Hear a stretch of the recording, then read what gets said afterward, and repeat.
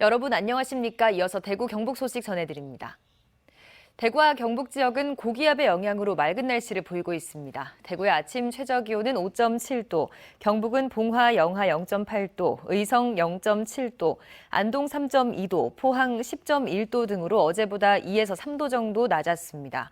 낮 최고 기온은 대구 21도, 경북은 문경 19도, 구미 20도 등 17도에서 20도의 기온 분포를 보이겠습니다. 주말까지 비 소식 없이 맑고 청명한 날씨가 이어지겠습니다. 대구지방기상청은 오늘도 15도 이상의 일교차를 보이겠다며 건강관리에 계속 신경 써줄 것을 당부했습니다.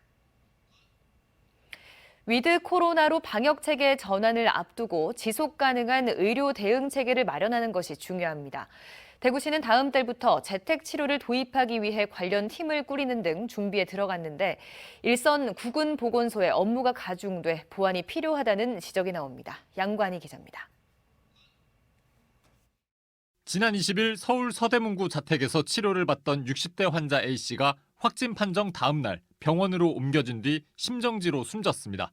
A씨는 백신 미접종자였지만 본인 의지에 따라 재택치료를 선택했습니다.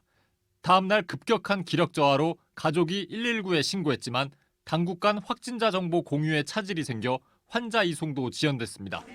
대구시는 당초 이달 말부터 재택치료를 도입하려 했지만 서울에서 재택치료 허점이 생기자 재점검에 들어갔습니다. 우선 재택치료를 70살 미만, 백신 접종자이면서 무증상이나 경증 환자에게 권할 예정입니다. 환자 이송에 차질이 없게 전담 구급차 55대가 마련됐습니다. 대구 동산병원은 재택치료 협력병원으로 지정돼 비대면으로 환자를 진료하고 약도 처방합니다. 만약 재택치료 환자가 이상 반응을 보이면 재택치료를 결정할 때 미리 정한 병원으로 신속히 이송됩니다. 8개 구군과 소방본부 등 관련 기관과 유기적 협력 체계를 구축하여 재택치료 중 증상이 악화되는 환자는 즉시 응급 이송하여 진료를 받을 수 있도록 일선 구군 보건소의 업무 부담은 해결해야 할 과제입니다. 보건소는 재택 환자의 건강을 모니터링하고 격리 관리도 하는 등 과중한 업무를 맡습니다. 보건소에 세밀한 응급 상황 대응 매뉴얼이 보급돼야 하고 인력 확충도 필요합니다. 보건소 전부 다 이것 때문에 면목이 다 왔습니다. 저희들도 뭐 좀 막막하고 처음 하는 업무보다 좀 막막하고 준비를 좀. 방역당국은 위드 코로나로의 방역체계 전환을 앞두고 지속 가능한 의료 대응 체계를 마련하려면 재택치료가 필요하다고 보고 있습니다. 자가격리 관리하는 거하고 정상 모니터링하는 것하고 환자 이송을 책임지고 있는 그 행정당국 또 의료기관 간의 굉장한 긴밀한 소통 구조가 반드시 확보가 돼야 됩니다. 대구시는 다음 달 초 재택치료를 도입하면 하루 확진자의 20에서 30% 정도가 재택치료를 선택할 것으로 보고 있습니다. MBC 뉴스 양관입니다. 대구 소방안전본부가 코로나19로 힘든 소상공인들과 함께 화재 예방 캠페인을 진행하고 있습니다.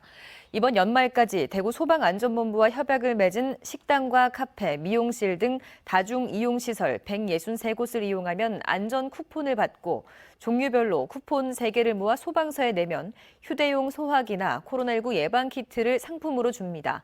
안전 쿠폰을 주는 가게는 대구 소방안전본부 홈페이지에서 확인할 수 있습니다. 다음 달 20일부터 연말까지 대구형 배달앱 대구로를 사용한 시민 중 추첨을 통해 1,500명에게 휴대용 소화기를 줍니다. 대구 수성 의료지구에 들어설 대구 롯데 쇼핑타운 복합 쇼핑몰, 이른바 롯데몰 수성점 조성 작업이 시작됐습니다. 롯데 쇼핑타운 대구는 오늘 대구 경북경제자유구역청에 교통영향평가 신청을 하고 롯데몰 수성점의 개발계획 변경 인허가 절차에 들어간다고 밝혔습니다.